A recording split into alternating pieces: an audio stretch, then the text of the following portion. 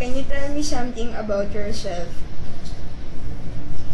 My name is Catalina Visusa, 37 years old.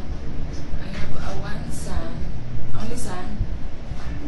I have a brother and sister, 7 brothers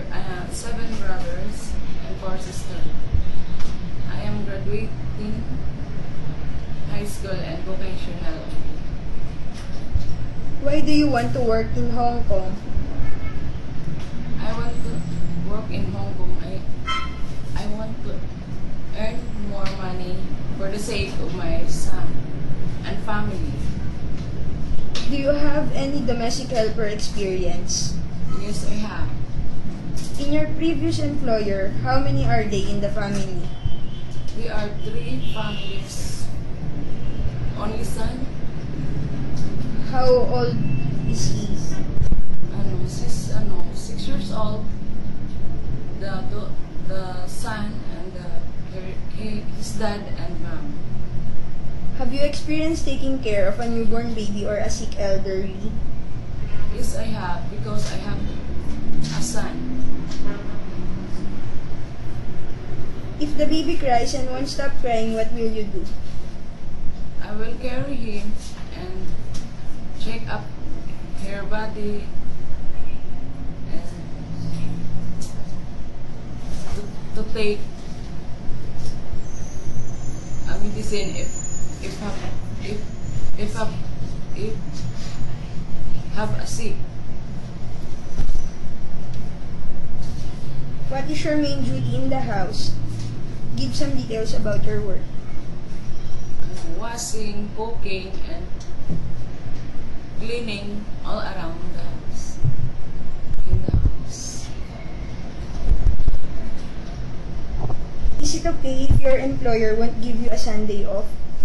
Yes, Do you have an allergy in any kind of medicine, food, or detergent? no, Are you afraid of pets? no, Are you prepared to follow your employer's rules and regulations? yes, I am. Are you willing to wake up early in the morning and sleep late at night? Yes, I am. Are you willing to cut your hair short? Yes, Are you willing to be paid by the employer instead of having a day off? yes. What are the qualities of being a good domestic helper? Being patient, and be a good hard work,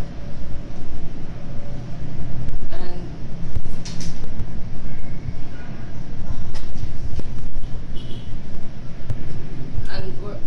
work the best.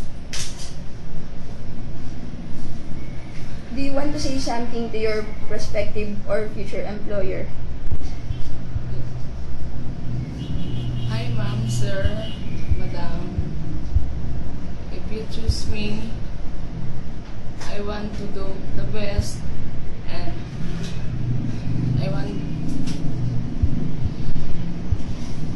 do the best, and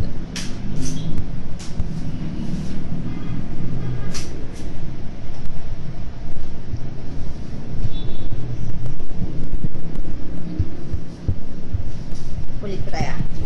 Do you have any message to your prospective or future employer?